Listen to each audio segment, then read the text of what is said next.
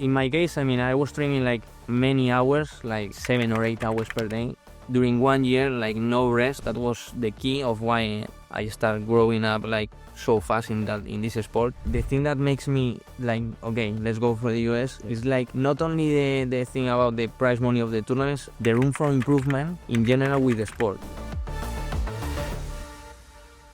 Hey paddlers, welcome to Padel Smash Academy. And today on our studio, we have the current US Open Padel Champion, Jamie Fermosell.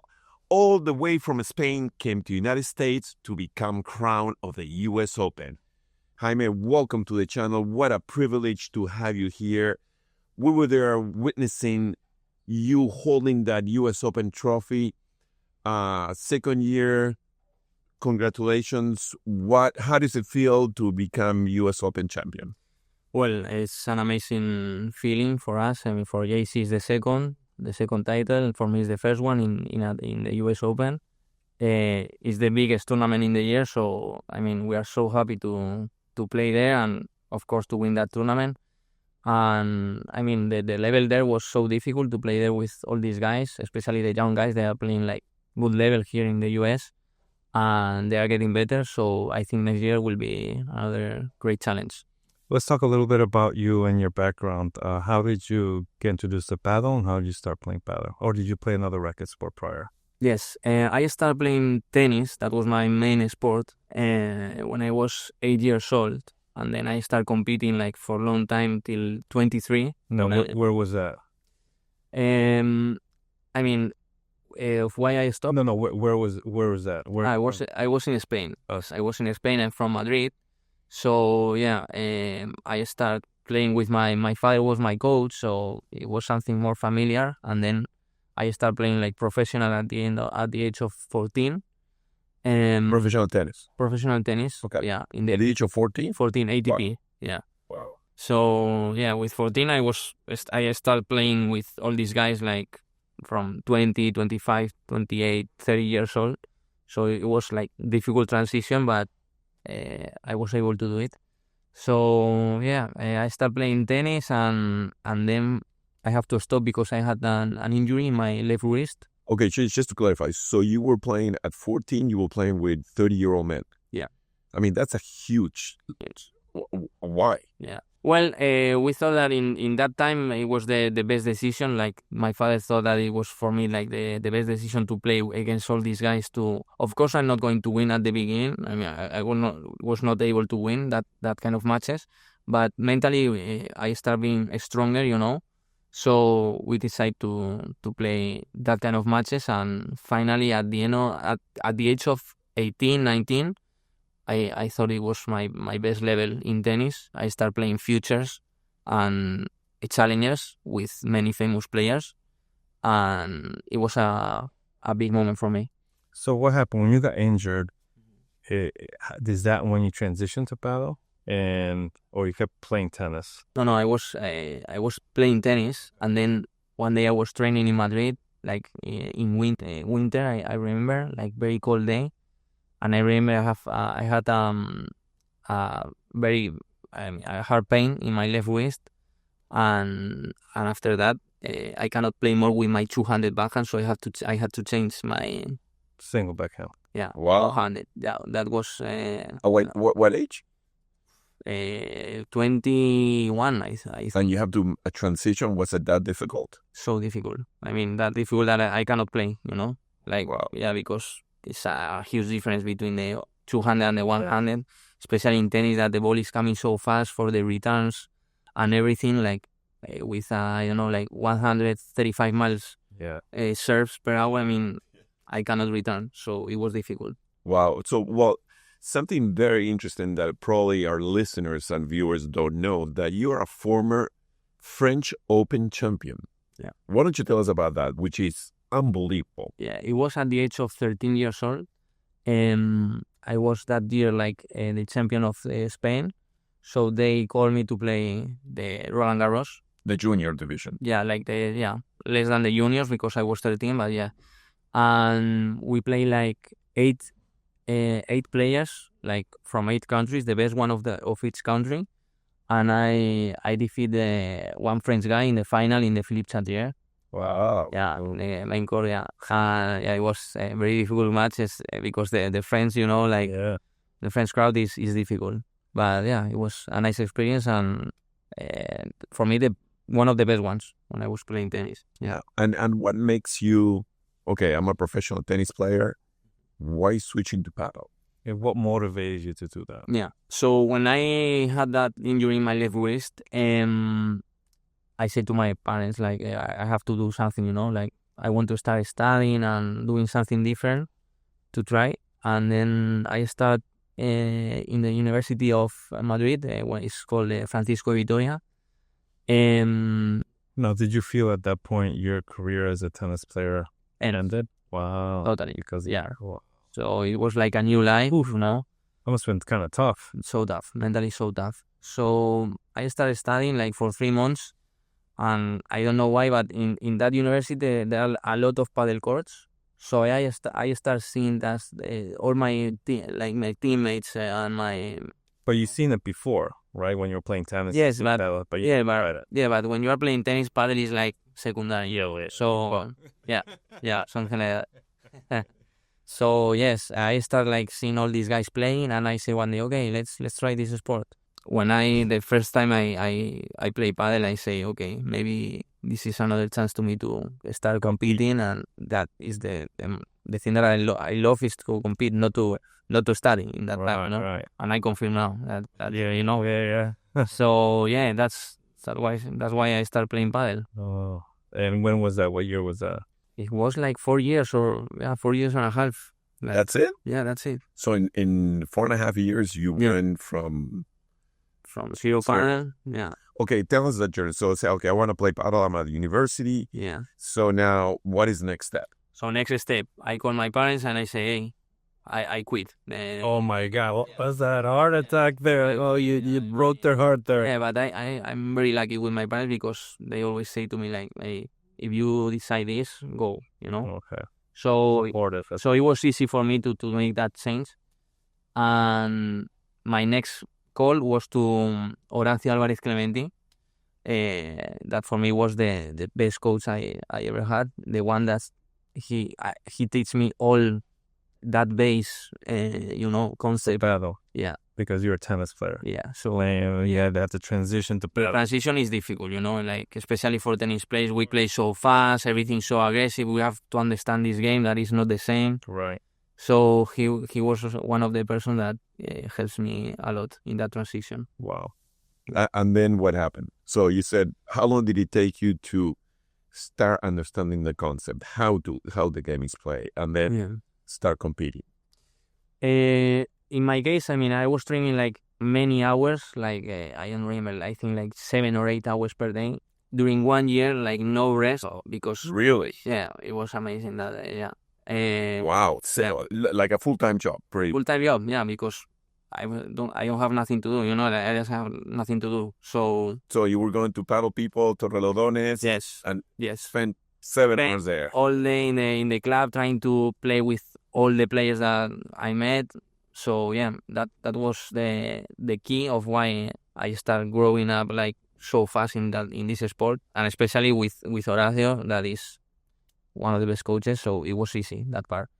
But I think like 4 or 5 months later, I was prepared to start competing. Oh. Yeah, and definitely I did it, and I competed in World Padel Tour. So you went straight professional, no? Yeah. So you went from practicing 8 hours a day, want to go, don't even play a league match or... I played like a couple of tournaments in Madrid, but only for the federation, like in Madrid, but that's all.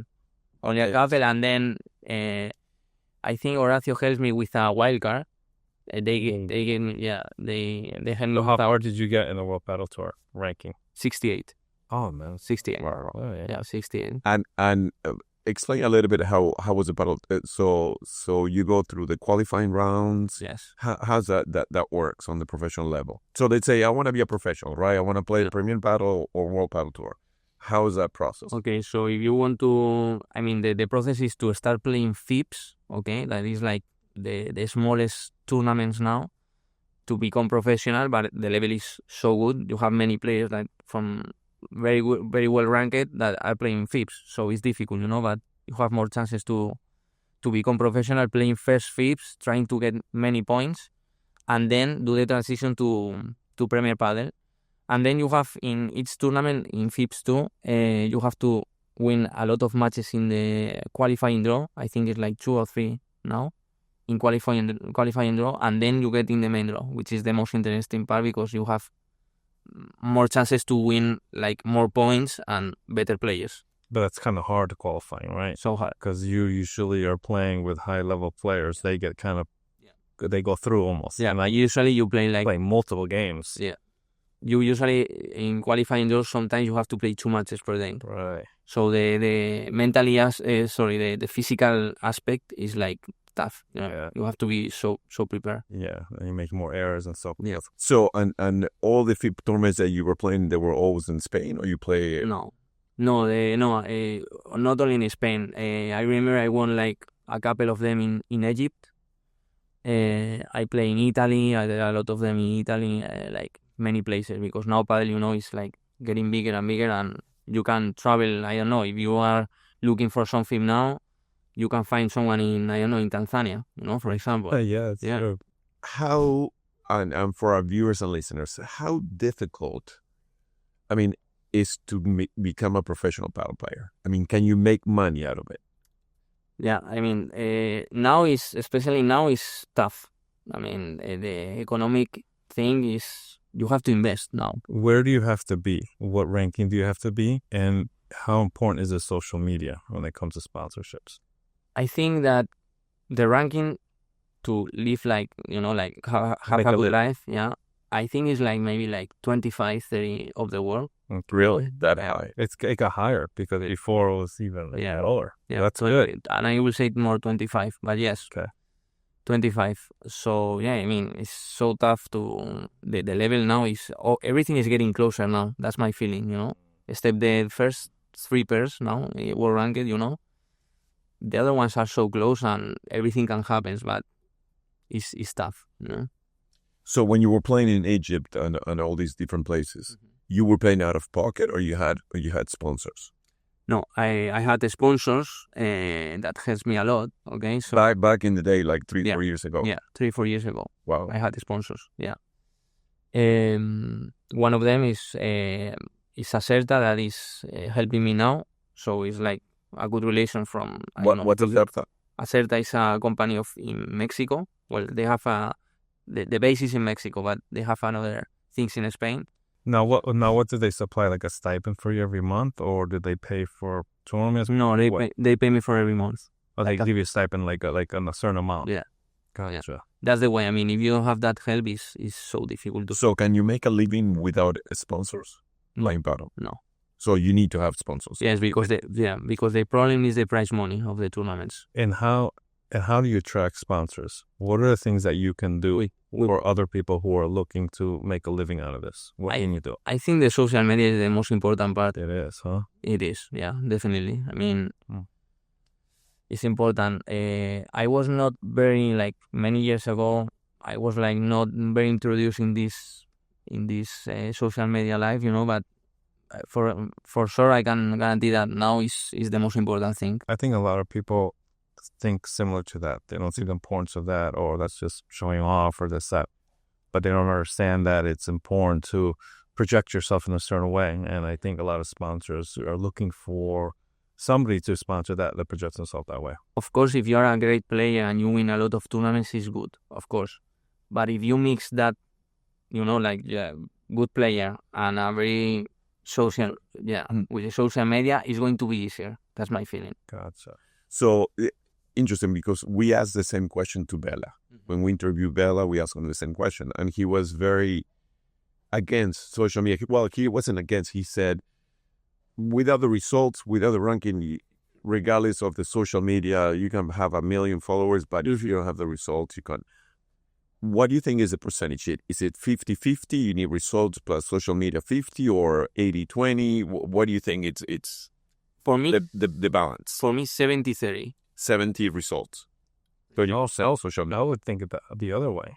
No, I will say that, I mean, I know that this is happening, like the social media is so important, but I'm agree with Bella with that, because I was thinking like that before, like, no, results, you have to be a great player, and then the other one is like, okay, you know that you have it there, but it's not the main thing. But I'm agree with that, but I don't know, maybe it's like 60, 40, 70, I don't know. But Okay, but you cannot be 100% a seller. You have great results, but you have no social media, you have no Instagram, nothing. No, that's not the way. I mean, People will not be interested in you. no, of course. I think there's only one number one. And if you get him, that doesn't matter, right? Everybody else is second. Yeah. So what are sponsors wanting? They're wanting exposure. So if you have a good look, you're marketable, and you have exposure, I think that's probably what sponsors are looking for, because you can only get that one person who's number one, or maybe there's one and two, they go back and forth. Yeah, that's it. Once they get the sponsor, you can't sponsor those two. So now you're looking at, okay, so if I can get the number one or the two or three, then I need somebody that is going to be able to expose my company to as many people as possible. So then now the balance starts moving towards the social media. Yeah, now it's moving like that. Right. If you get the number one and two, well, no. No, of course. The numbers, So yeah. it's... So, Jaime, now your ranking on the Red Paddle Tour, the World Paddle Rating is number one. Yes. And then on the USPA, you're top 10. Top 10. Top 10. Yeah. Explain that, or can you explain that? And what do you think about that here in the USA, About the rankings? Yeah.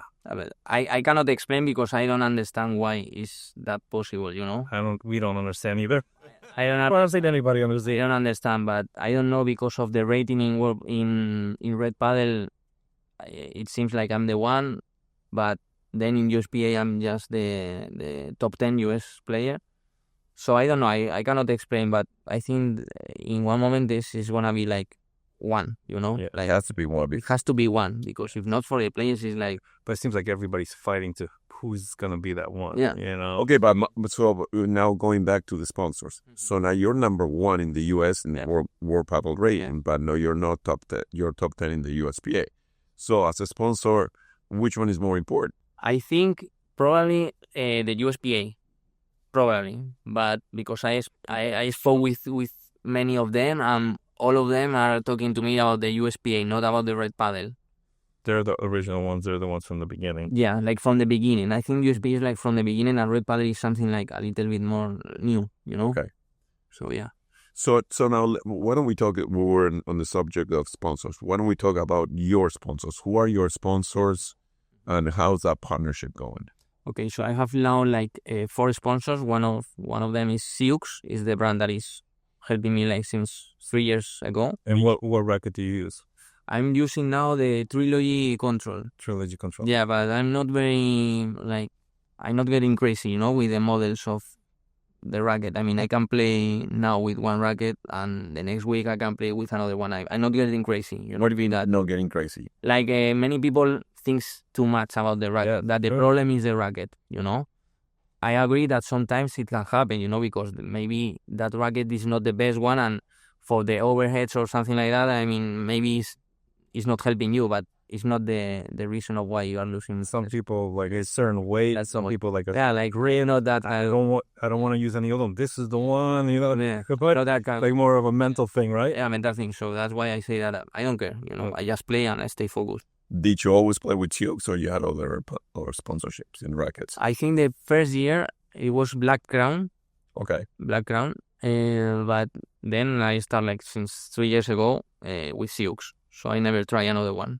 I would say only Black Crown, but for a short period of time. And they provide all apparel, Yeah, shoes, and everything. Yeah, and they pay me too. So They pay you too. Yeah. Good. Yeah. And who else do you have? I have 8 Sleep. It's a guy I met here, and I'm working with him since 1 year ago, I think, almost 1 year. So what you've got a little bit 8 Sleep, which I think is a fascinating sleeping technology. Yeah. Why don't you talk about that? Yeah, I mean, I'm very lucky with that, because I had one product in Spain, and it's amazing. The only thing that I can say is in a positive way. I mean, you can recover better, you are resting better. So And what is it? Explain a little bit how it works. it's like intelligent beds, I will say. Okay, so that helps you to with the temperature of your bed. If you are like in summer and you are like with that. So there's a thermostat, you can set your temperature that you like in a bed, just like in your home. Yes, exactly. Wow. Yeah, you can control by the phone. Because the majority of the time of you waking up is because of temperature change. Yes, exactly. Wow, that's amazing. So it's amazing. Yeah. And it comes with the artificial intelligence and all that. So the bed checks your temperature. Yes. And it gives you, you should reduce the temperature, Exactly. make it colder, make it hotter. And automatically does. Yeah. Wow. No, you have to, it's not automatically. I think it recommends to you the temperature and then you. Once you have it, that's it. Then it will adjust. Gotcha. So you can adjust every time, Yeah. That's the thing. Amazing. Fantastic. Yeah. And what other sponsors you have? Other sponsors I had is Cinco 12 Padel, okay, which is my friend, is Josh. He's helping me a lot here in the US, and we are like one year almost at the same time as I sleep. Now, does that help you play paddle better? Yeah. After a couple shots? Yeah. Or when you lose, then you have a couple. I would say when you lose. I would say when you lose, it's better. Yeah. But yeah, of course, man, it's they are helping me a lot here. I'm very lucky with all these people, and Right. so thankful to. And we I'm sure you sign a contract with them. Yes. Are there very specific they see the things you can do and you cannot do, or can you cross over, or? Good question. What are the no's and do's for like do's and do nots when it comes to sponsor? What do they want you to see? What do they not want you to do? I mean, of course, they don't want to see like other brands. Other brands, yeah. Like. So how do you avoid that? Especially if you go out on a night or something, wear like a Dolce & Gabbana shirt or something else. And do they frown upon that, or it's only when you're playing paddle? No, only when I play paddle. Gotcha. Yeah, so that will. But the thing is that if we're like, of course, if someone speaks to me about, hey, I want to sponsor you, and it's like a similar brand as tequila, another drink like that, right. Of course I cannot do it, because are like similar, so they are like competing with each other. Yeah, so I'm not allowed to do that for sure, and I understand, and of course. How about through social media? Do they make you do certain amount of content? They are creating a lot of content. They are now in Atlanta. With you? Yeah, with me. Oh, okay. Yeah, with me and JC, my partner. Yep. He's the same. I mean, we have the same contract, So we are working together as a team. I would say that we are like a team now, So they are like in Atlanta. They are speaking with the guys, like to try to make content every time, because it's important that part, the social media. That's why I say that now it's important. Yeah. Every tournament we try to do content every time, So in Solemia 2 weeks ago was the same. So we are working on the right way. Yeah. Wow. That's right. What is you were very good player, tennis player, and obviously paddle player in Spain. Why did you decide to come to the United States? And why not other countries? Australia or Indonesia or. And we're seeing more and more, people coming into it. The U.S. is getting more competitive, and the USPA. It's getting really good. Yeah, it's really one day you woke up and said, okay, I want to move to the United States, or how was that? No, it was a long process. I mean, I was competing in Spain. Of course, in Spain, we have like many players there playing the professional like Premier Padel. The economic thing, it was like, for me, it was a disaster. Like I was losing money every week with this kind of tournaments. So then I was like 1 year thinking about this, but I still competing because I don't have like more options to, I didn't have more options.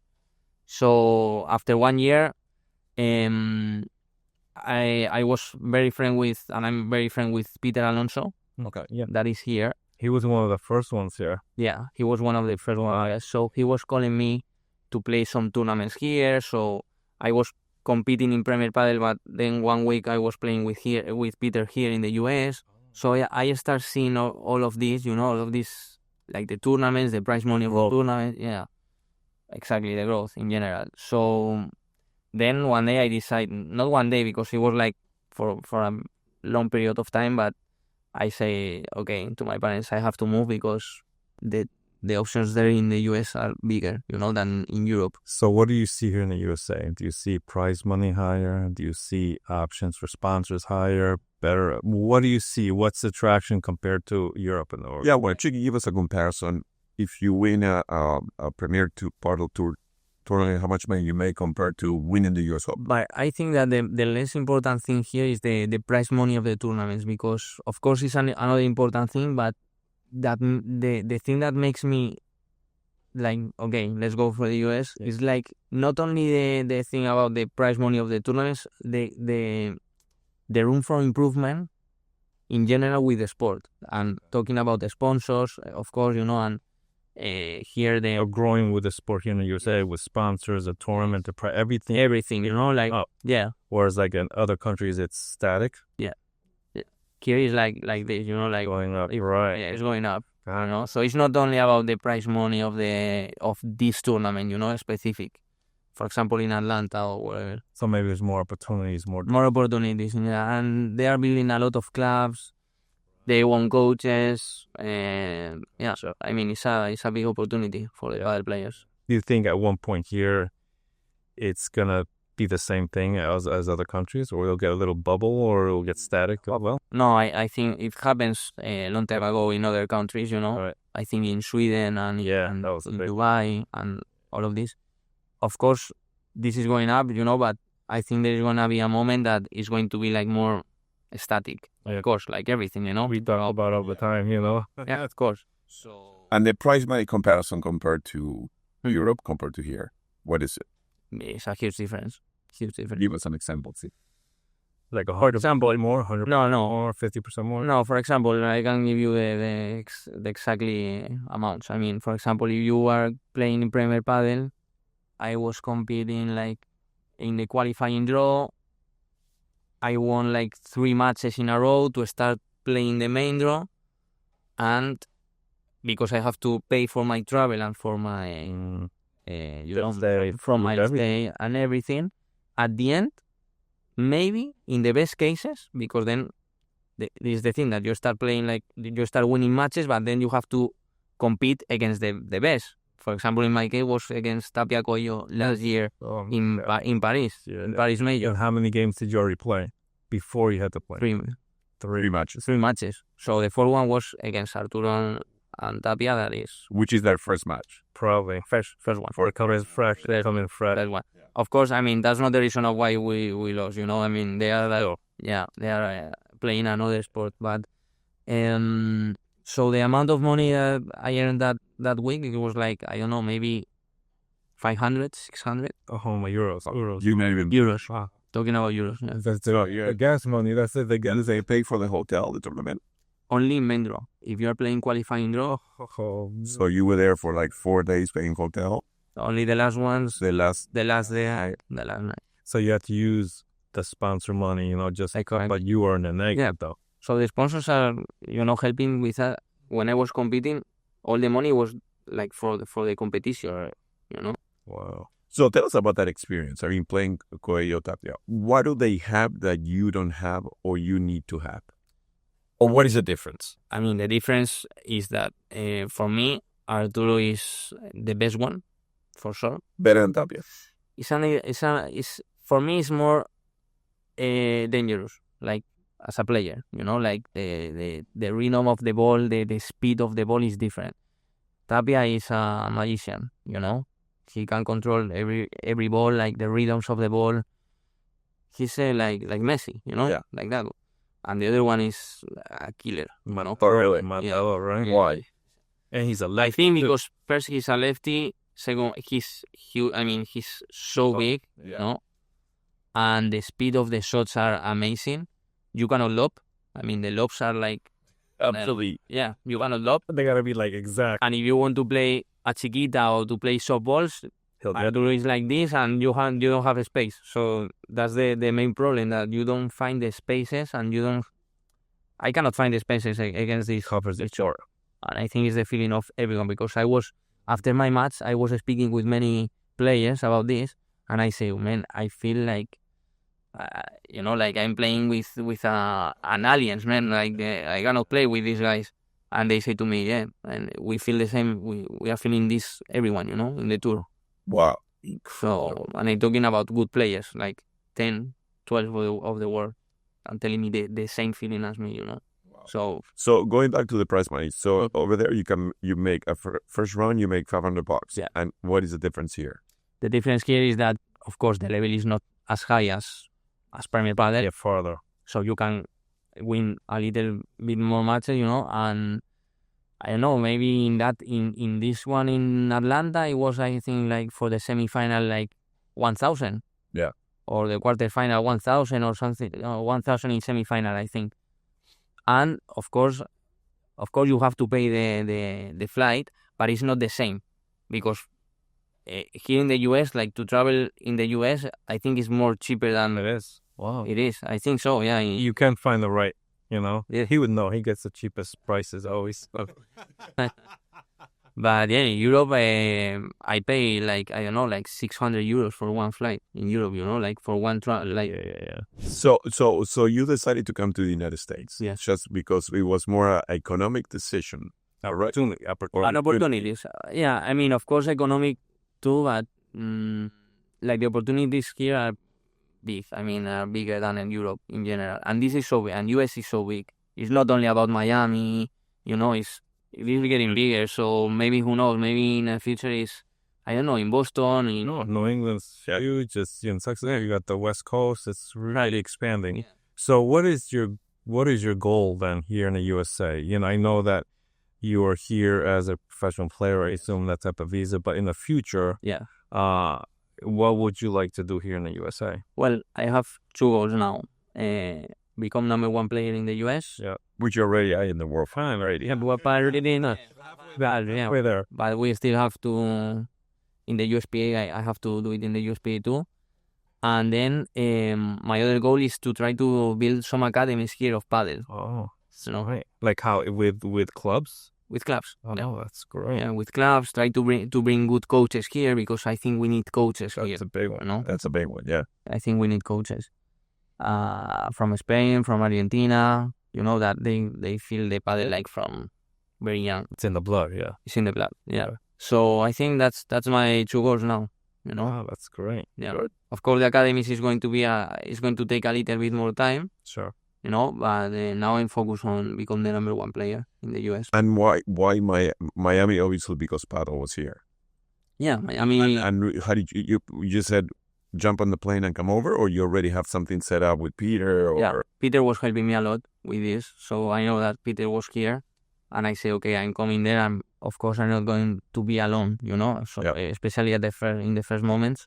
So that helped me a lot, and to make that decision. I remember working with Peter a while back. You could see some videos in our channel of way back when he first started, like 4 years ago. Yeah. Yeah, it's really incredible. He's a great guy. So, Jaime, anything else you want to talk about or anything like that? No, I think that we talk about everything, no? I think If you missed one of your sponsors, you gave us 3. I think there's a 4th one. Lucerta, Siux. Oh, no, you did. Yeah. You gave us Sleep. And it's Sleep. Right. So where can people see you next? Where are you going to be playing next? I think that my season ends here, like to play in the US. I have to come back to Spain in November. Yeah.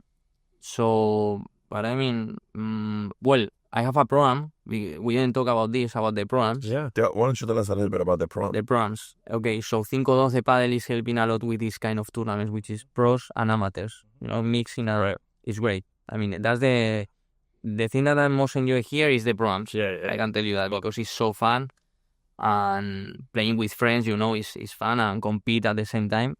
And 5-12 is helping a lot with this kind of tournaments. We are playing tomorrow one of these programs organized by 5-12 in Seaplane. Maybe we don't know if it's going to be here because of the rain, but we will see. And I mean, it's a format that I love, and I think it's getting bigger and bigger here in the US. They love to play programs, but it's completely different game from padel. I mean, it's not padel. Why?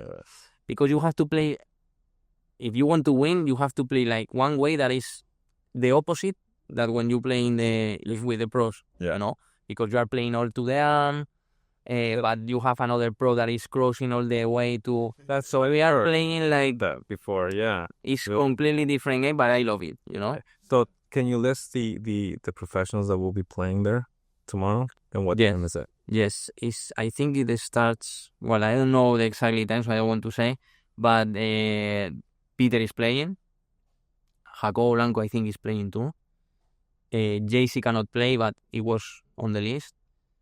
I think it's Guga, Maxi Rosa. Guga, Maxi Rozas, Daniel Wolf, which is a very good friend of mine. I played with in Solemia here one tournament 2 weeks ago. Luis Estrada, he's playing. Oh, he's coming to Miami Yeah. to play. Yeah, he's here. Okay. He's here now. And many of them, I mean, we are like 16 players. Female professionals or just men? The pros. Yeah. Yeah, Or just men? yeah, no. There are women too. Someone? He's the first pro of women. Oh, okay, so who's in Ana Cortiles, Yeah. as a pro, I'm telling as a pro. Ana Cortiles, the partner, I think is Luisa. Luis, yeah. Lucy, yeah. And I don't know more about I think those two, maybe Jordy, I don't know. Jordi. I don't remember now. Maybe yes, I don't remember now, but yes. No, Joy, I think she's playing the fifth this week. Because there are a lot of them are going to play the Austin Fib. Oh, yeah. So this is a one-day tournament, right? Yeah. Is there prize money? Yeah, it's a prize money, but I don't remember the exact amount, but I think it's good amount. Yeah. Ah. And I forget about speaking that I'm going to play at the end of October 1 Fib in San Diego. Okay, so you just say, Yeah. Good. Yeah. So my season is not ending at all. Yeah. So are you coming back? Are you going to come back for 2026? No. I stay here because this is 27th of October. Okay. So I'm coming back to Spain in November. So that will be my last tournament here in the US. And then are you going to be coming back to the US? And then I will become in January. Oh, January. Oh, and you're going to be competing, playing? Yes, and compete all the tournaments and become the US number one. Number one. Yeah. Right. Well, I mean, what a great pleasure having you here. It was, we saw you play this past weekend. It was truly spectacular. You and JC played at a different level compared to everybody else. It was a delight watching you play, and we really enjoyed it. And thank you so much for stopping by. Congratulations to you, the Open. Number one there, and the award for 2026. Yeah.